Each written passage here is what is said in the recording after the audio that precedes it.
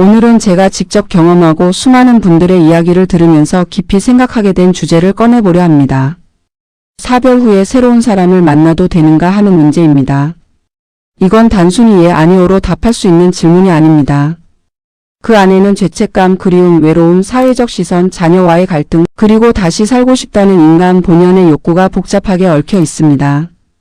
저는 66살에 남편을 떠나보냈습니다. 위암이었습니다.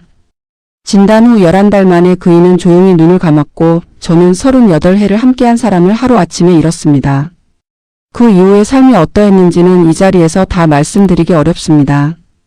밥을 차려도 먹는 사람이 없고 저녁이 되면 집안의 소리가 사라지고 아침에 눈을 뜨면 오늘 하루를 왜 살아야 하는지 이유를 찾지 못하는 날들이 계속되었습니다. 그렇게 1년이 지나고 2년이 지나고 어느새 5년이 흘렀습니다. 5년째 되던 해봄 저는 문화센터에서 수채화 수업을 듣기 시작했습니다. 거기서 한 남자분을 만났습니다.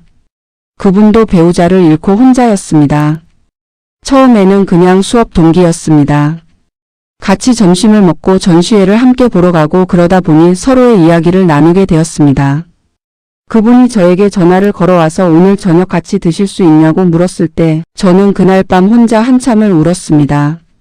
기쁜 감정이 드는 것이 무서웠습니다.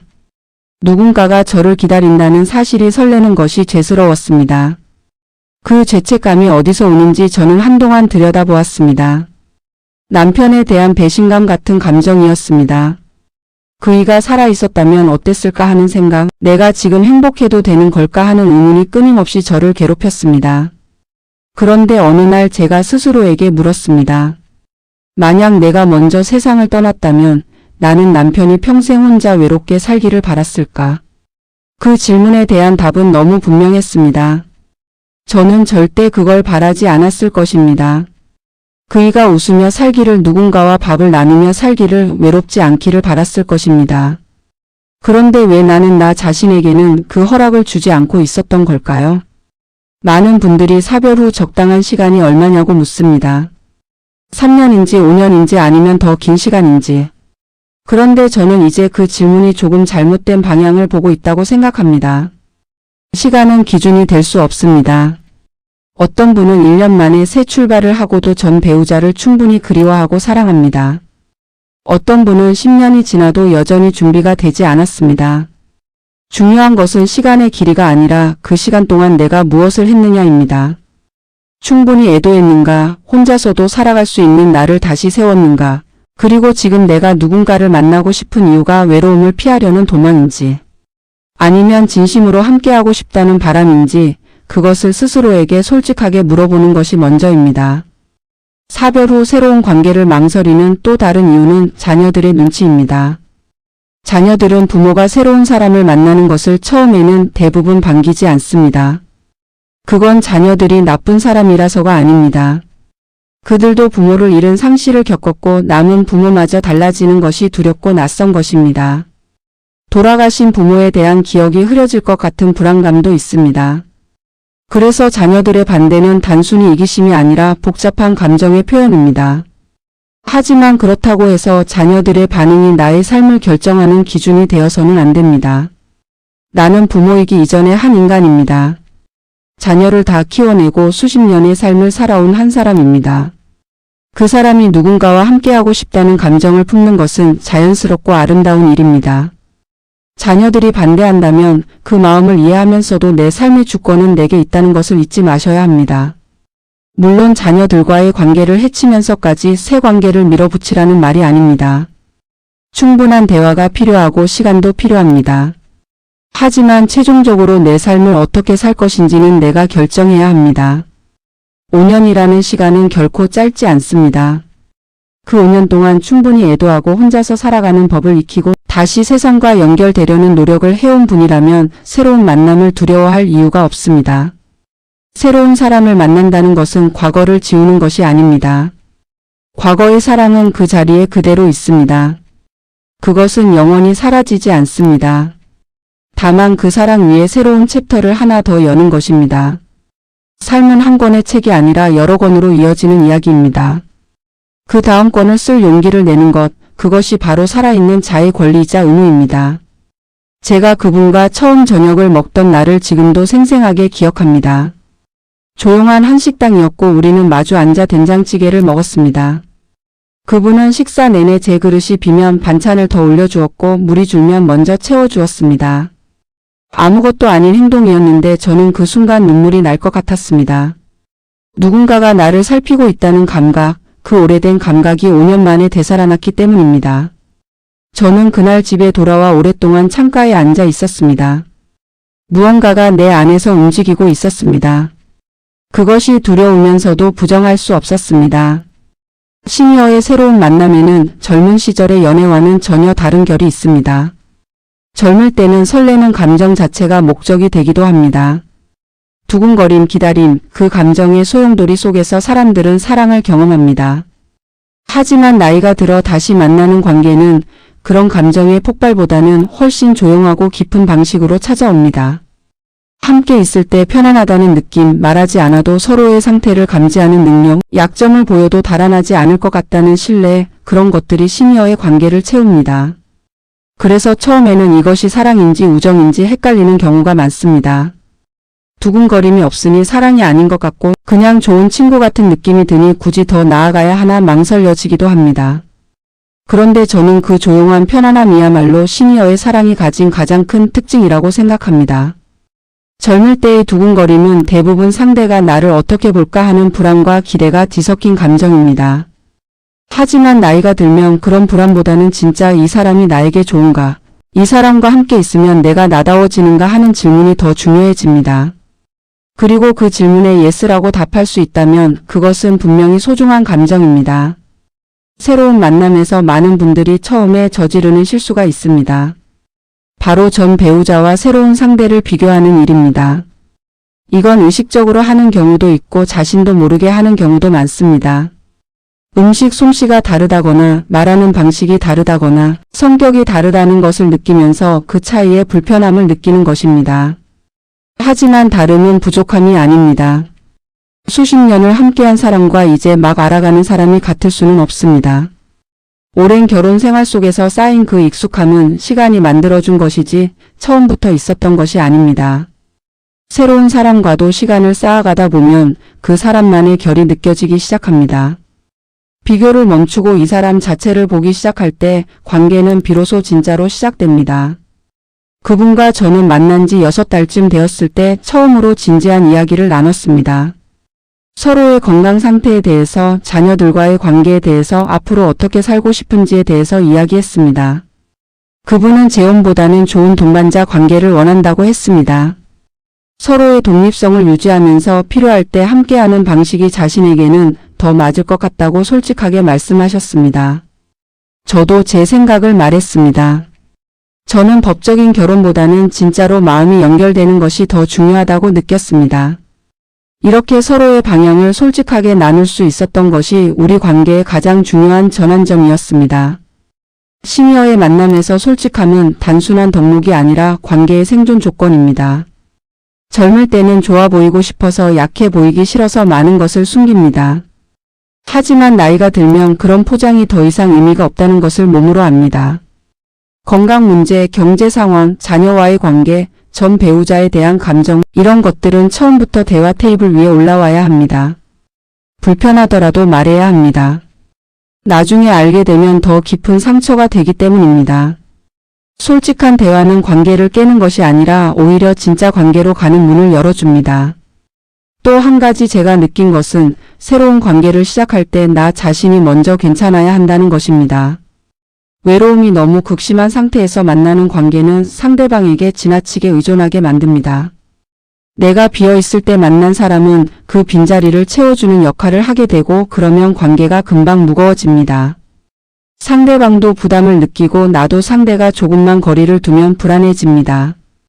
그래서 새로운 만남은 내가 혼자서도 충분히 살 수 있다는 자신감이 어느 정도 갖춰진 다음에 시작하는 것이 훨씬 건강합니다. 그 자신감이 있을 때 비로소 상대방을 필요가 아닌 선택으로 만날 수 있습니다. 사별 후 5년이 지났다면 그 시간은 결코 낭비된 시간이 아닙니다.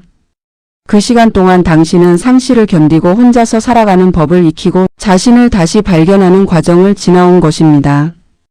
그렇게 단단해진 사람이 누군가를 만난다면 그 관계는 두려움이 아닌 풍요로움 위에서 시작됩니다.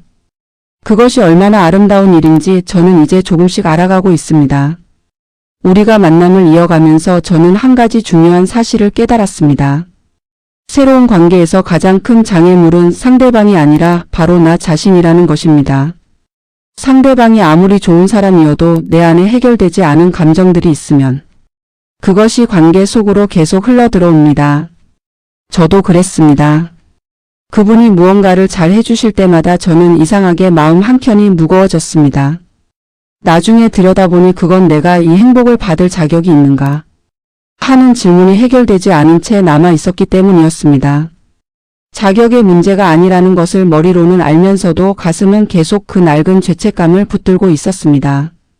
이 감정을 해결하는 데 도움이 된 것은 뜻밖에도 글쓰기였습니다. 저는 남편이 떠난 후부터 일기를 썼습니다. 처음에는 그리움을 쏟아내는 공간이었는데 시간이 지나면서 그 일기가 저 자신과 대화하는 창구가 되었습니다. 새로운 분을 만나고 나서는 그 감정들을 더 자주 썼습니다. 설레는 감정, 죄스러운 감정, 두려운 감정, 기쁜 감정을 모두 적어 내려가다 보면 감정이 정리되는 느낌이 들었습니다. 글로 쓰면 감정이 머릿속을 떠돌지 않고 종이 위에 고정됩니다. 그리고 그것을 읽으면 내가 지금 무엇을 느끼는지, 왜 그런지가 훨씬 선명하게 보입니다. 감정을 억누르거나 외면하지 않고 직접 마주하는 것, 그것이 내면의 짐을 덜어내는 가장 정직한 방법이었습니다. 또 저는 이 시기에 오랫동안 만나지 못했던 친구들을 다시 만나기 시작했습니다. 사별 후 한동안 저는 사람들을 피했습니다. 누군가와 만나면 위로를 받아야 하는 상황이 불편했고 이야기를 꺼내는 것도 힘들었습니다. 그런데 5년이 지나면서 그 무게가 조금 가벼워졌고 친구들과 다시 연결되면서 제가 그동안 얼마나 고립되어 있었는지를 실감했습니다. 사람은 사람 속에서 회복됩니다. 상담도 좋고 혼자 사색하는 시간도 필요하지만 결국 인간은 관계 속에서 살아가는 존재입니다. 웃고 수다 떨고 함께 밥 먹고 서로의 근황을 나누는 그 평범한 시간들이 나를 다시 세상으로 데려왔습니다. 새로운 관계를 시작할 때 주변 사람들의 반응은 생각보다 복잡합니다. 응원해주는 친구가 있는가 하면 너무 빠른 것 아니냐고 걱정하는 지인도 있고 혹시 재산 문제가 생기는 거 아니냐며 현실적인 우려를 표하는 분들도 있습니다. 이런 반응들이 처음에는 상처가 되기도 합니다. 하지만 저는 이제 그 반응들을 다 내 판단의 근거로 삼지 않는 법을 배웠습니다. 사람들은 자신의 경험과 가치관으로 나를 바라봅니다. 그들의 말이 틀린 것이 아니라 그것은 그들의 이야기일 뿐입니다. 내 삶은 내가 살아야 하고 내 마음은 내가 가장 잘 압니다. 그렇다고 주변의 목소리를 완전히 무시하라는 말은 아닙니다. 특히 새로운 상대에 대해 여러 사람이 비슷한 우려를 표한다면 그것은 한 번쯤 진지하게 들어볼 필요가 있습니다. 감정에 빠져 있으면 보이지 않는 것들이 있습니다. 오래된 친구, 신뢰하는 자녀, 나를 잘 아는 사람의 시선은 때로 나의 눈이 되어줍니다. 맹목적으로 따를 필요는 없지만 그 이야기들을 그냥 흘려버리는 것도 현명하지 않습니다. 시니어의 새로운 관계에서 현실적인 문제들을 빨리 꺼내는 것을 두려워하는 분들이 많습니다. 재산 문제, 건강 문제, 자녀 문제, 거주 방식에 대한 문제는 너무 계산적으로 보일까봐 먼저 꺼내기 어렵다고 느낍니다. 그런데 저는 이런 현실적인 대화야말로 관계를 진지하게 생각한다는 증거라고 봅니다. 낭만적인 감정이 전부인 10대의 사람과 달리 시니어의 관계는 두 사람의 삶 전체가 만나는 일입니다.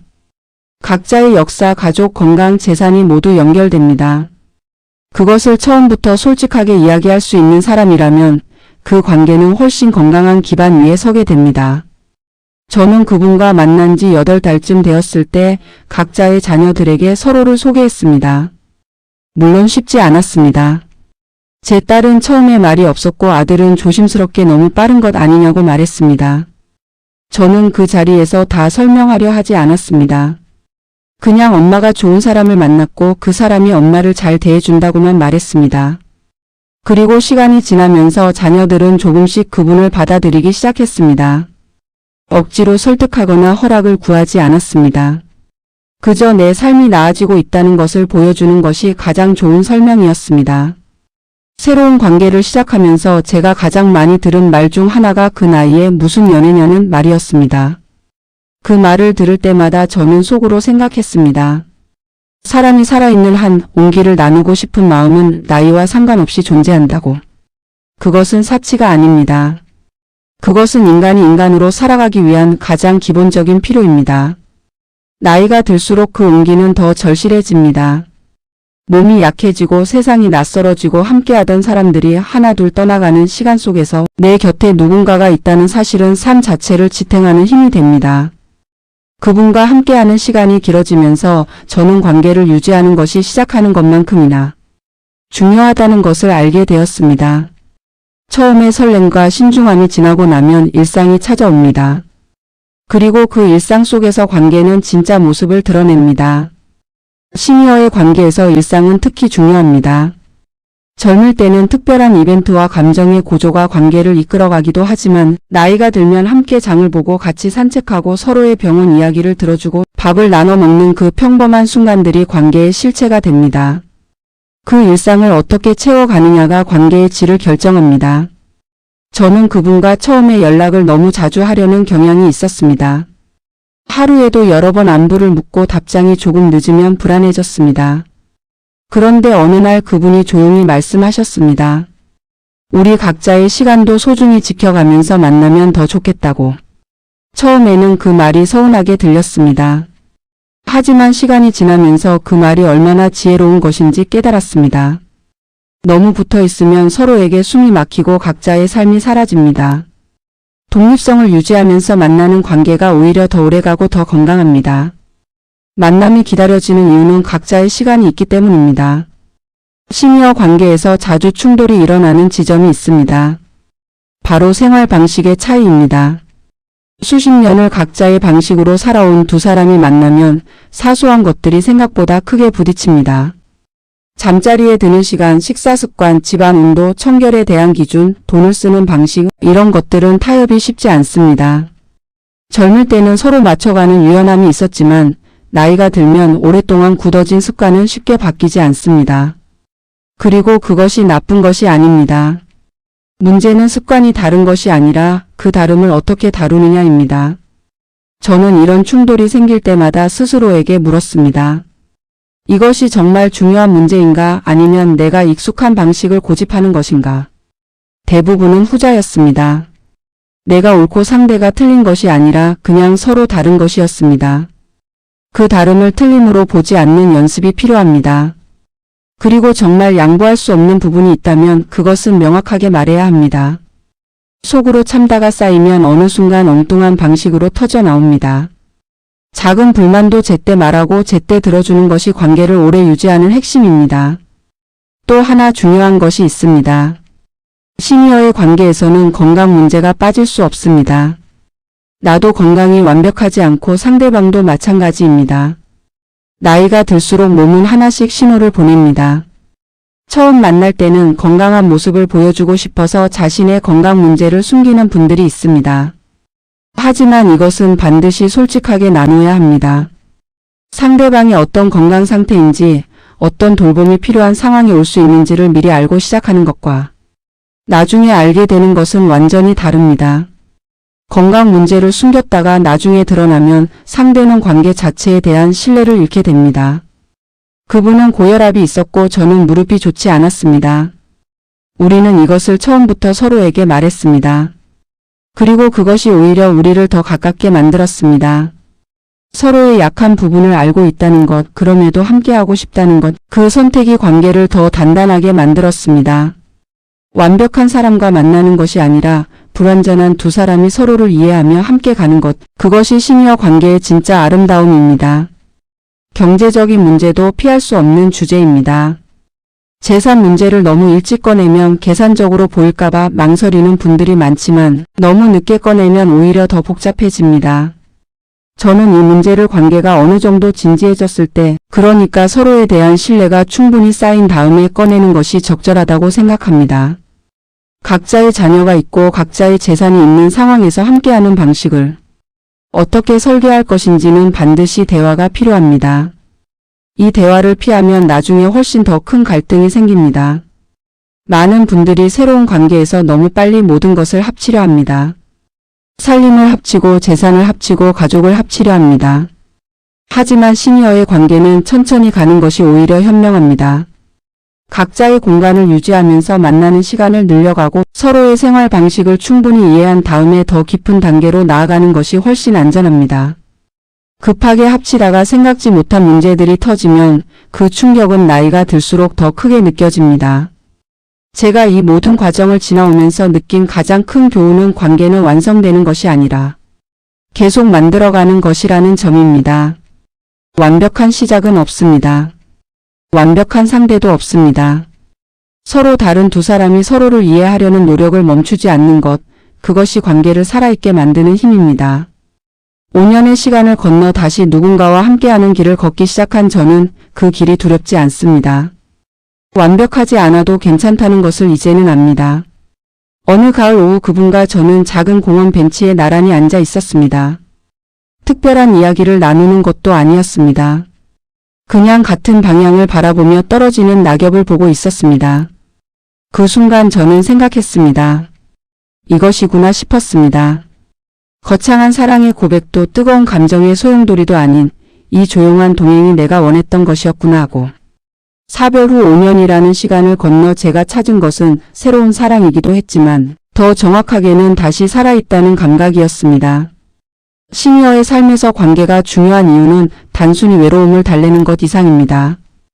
연구 결과들은 오래전부터 사회적 연결이 건강에 직접적인 영향을 미친다는 것을 보여줍니다.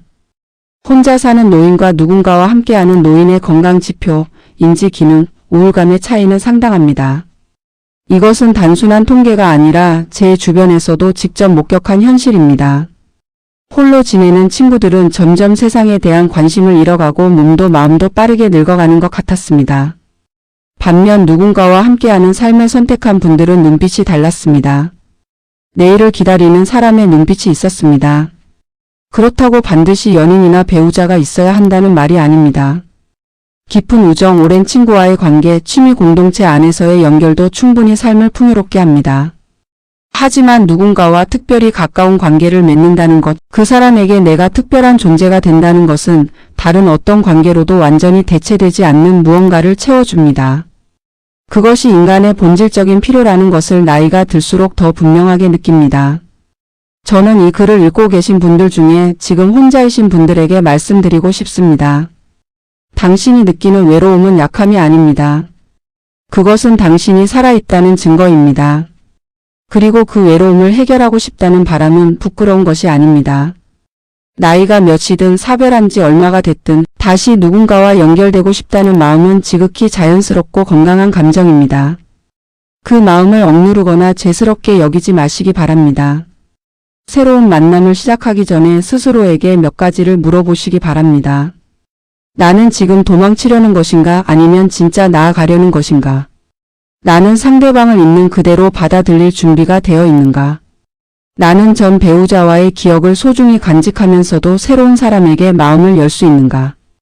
이 질문들에 솔직하게 답할 수 있다면 당신은 이미 충분히 준비된 것입니다. 만남의 방식에 대해서도 말씀드리고 싶습니다. 요즘은 시니어를 위한 만남의 공간이 많아졌습니다. 문화센터, 종교 공동체, 시니어 클럽, 등산 모임, 봉사활동, 그리고 시니어 전용 소개팅 서비스까지 다양합니다. 어떤 방식이 좋고 나쁜 것이 아닙니다. 자신에게 자연스러운 방식으로 사람들과 어울리다 보면 좋은 인연은 생각지 않은 곳에서 찾아옵니다. 중요한 것은 마음의 문을 닫지 않는 것입니다. 기회는 열린 마음에게만 보입니다. 처음 만남에서 너무 많은 것을 기대하지 않는 것도 중요합니다. 첫 만남이 운명적일 필요는 없습니다. 그냥 좋은 사람을 알아가는 과정이라고 생각하시면 됩니다. 잘 맞지 않으면 좋은 친구로 지내면 됩니다. 모든 만남이 깊은 관계로 이어져야 한다는 부담을 내려놓으면 사람을 만나는 일 자체가 훨씬 가벼워집니다. 그 가벼움 속에서 오히려 진짜 인연이 싹트는 경우가 많습니다. 관계가 깊어질수록 서로에 대한 존중이 무엇보다 중요합니다. 시니어의 관계에서 존중은 상대방의 과거를 존중하는 것도 포함됩니다. 상대방이 전 배우자를 그리워하는 것을 질투하거나 불안해하지 마십시오. 그 그리움은 당신을 향한 감정을 줄이는 것이 아닙니다. 사람의 마음은 그렇게 단순하지 않습니다. 과거의 사랑과 현재의 사랑은 같은 그릇 안에서 경쟁하지 않습니다. 각자의 자리가 있습니다. 그것을 이해하는 사람이 시니어의 관계를 진정으로 아름답게 만들어갈 수 있습니다. 저는 지금 그분과 일주일에 서너 번 만납니다. 같이 밥을 먹고 가끔 전시회를 가고 서로의 자녀 이야기를 나눕니다. 거창한 계획은 없습니다. 내일 어떻게 될지도 모릅니다. 하지만 오늘 이 시간이 좋습니다. 그것으로 충분합니다. 시니어의 사랑은 영원을 약속하는 것이 아니라 오늘을 함께하는 것입니다. 남은 시간이 얼마인지 알 수 없기에 지금 이 순간이 더 소중합니다. 사별 후 5년 새 사람을 만나도 될까요? 저는 이제 이렇게 답합니다. 될까요가 아니라 만나셔도 됩니다. 아니, 만나시기 바랍니다. 당신의 삶은 아직 끝나지 않았습니다. 당신이 웃을 이유는 아직 남아 있습니다.